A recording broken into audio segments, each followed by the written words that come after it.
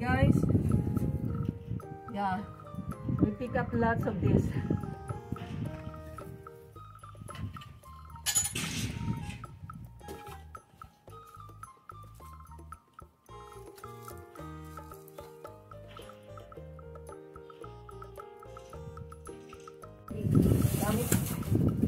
Dami pong basura dito nung dating may-ari. Talagang kahit saan may basura.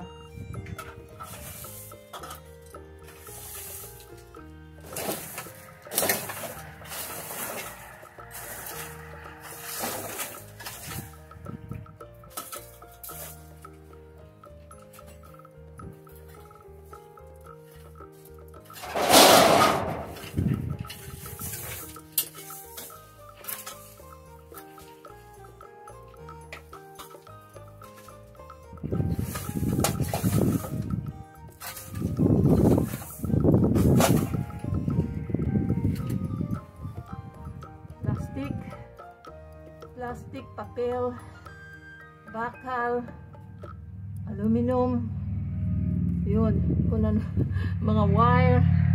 Diyos ko, ang dami na po naming nilinis pero parang ang dami pa rin.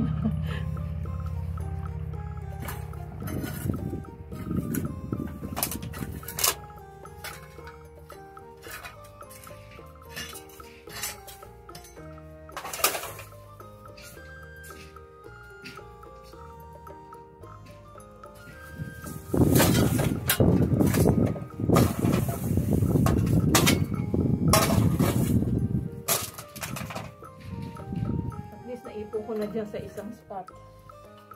Meron pong itlog dito.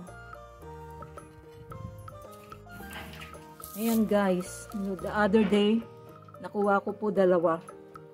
So hindi po namin to inalis para naka-cover.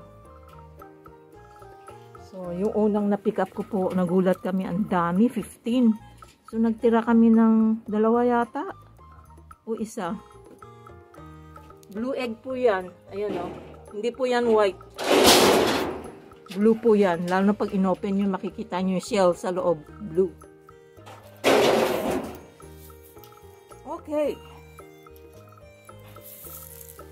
Ang itlog. Hello guys. Good morning.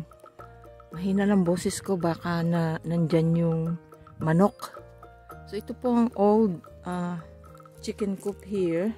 Maraming mga garbage, mga wood. But itong other side ay paglalagyan namin. Nilinis na po namin yan, oh. So may mga plastic pa. I hope wala po dito yung yung mama chicken.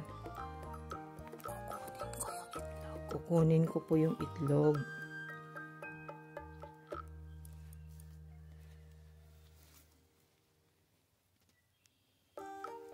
Yes, wala siya. Kunin natin yung itlog. Yes. Kukunin ko po yung itlog. Pagkat ko po dito sa plastic. Yes. Sa plastic. Nanakaw tayo ng itlog. Nanakawin ko yung itlog niya. Yan. Tirahan natin siya ng 1. Yan, 4. Ang kinuha ko. There you go. Yan. Ayan ang itlog. Blue egg po ito. So, okay guys. Uuwi na po ako. Ako lang mag-isa naglinis. So, okay guys.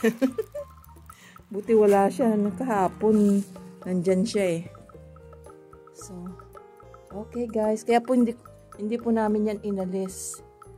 So, ihiwalay po namin yung 2 ram. At dito po namin ilalagay.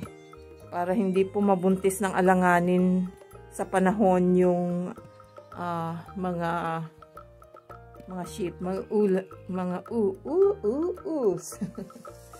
Okay guys. Yan. So, mangitlog lang siya ng mangitlog.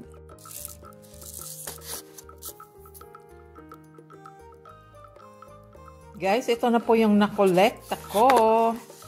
Ayan, from last week. Okay. So, ito po yung 4 na nakuha ko kanina. Lagay po natin dyan.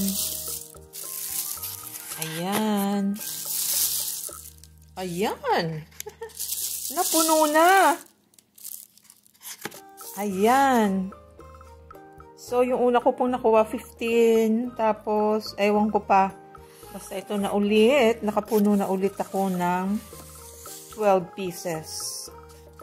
So, yan. Marami na rin po akong nakain. Naubos ko na yung una eh. So, okay guys. At abangan sa susunod. Almost everyday talaga. Isa lang yata na miss na hindi nakapag-lay ng egg yung hen. So, blue egg po yan. So, kung ikukumpara nyo po sa sa white. Iba po ang white. Blue egg po yan. Okay. Ayan guys, niluluto ko na yung 2 itlog. Orange na orange yung egg yolk niya eh. Ayan. Gulat na gulat kami, may buti nakita ko yung yung kahapon. Pero hindi ko nakitang lumabas doon sa building. Nakita ko lang nasa labas na ang aso medyo hinahabol niya. So, ayan guys. So, kakainin ko almusal at mag-aalas 12 na almusal pa lang po ako. Okay, let's eat. Guys, we just got home from the sheep farm. And then we're cleaning the other side of that building where it's a chicken coop before. And the half of it, it's dirt. I mean, lupa. And we continue cleaning it kasi mayroon pang mga debris, plastic, mga bakal. So, nung... That darker colored one following that red one. That's something goofy. I don't know what that is. I've never seen.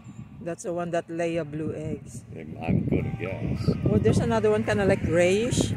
Yeah, that's a check. I call that a checkered one. Oh, you call it a checkered. Yeah, I think Tammy. One red rooster and one white rooster. That's an actual breed. Oh, okay. See that other thing? That could be some kind of a cross. A crossbreed. That one that we don't know what it is. Just like that one that's kind of got white into it, that hen that's kind of cream. Yep. She's out in front. Yep. She could be a cross too. Of some, because it looks like his chickens as soon as you get different kinds. Here they are. The chickens. 2 roosters. One and the red one. One white. Yeah. They just started to come out that space there where we're going to put the rams. Hello, chicken. What are you doing there? Huh? What are you doing? Ah. Hey, you think that's where you live? Leave some eggs there.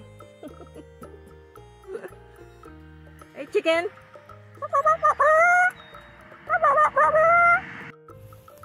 Hello everyone, good morning. It is sunny and no more rain. After how many days rain stop, so it is sunny, the sky is clear. Oh, good to know. The highest temperature today is gonna be 65 degrees Fahrenheit, and I'm here where the ram is gonna be. And look at that, dandelion. It means springtime. Actually, the side here is that is also an old chicken coop. That's where we put our stuff, and gonna clean it again. So this is a chicken coop also, and this one I don't know because I don't know what the grandfather and then the father of my husband's ex owns this property, and we bought it. And of course every day I check it, and there's 4 eggs, blue eggs. Okay guys, update. I'm not gonna get it right now. Tomorrow I'll get, so that I will get 4 pieces. So I ate 2 blue eggs this morning. Actually, I boiled the brown eggs that came from my husband's cousins. So I bought 3 dozen, and then I have that one, the blue eggs.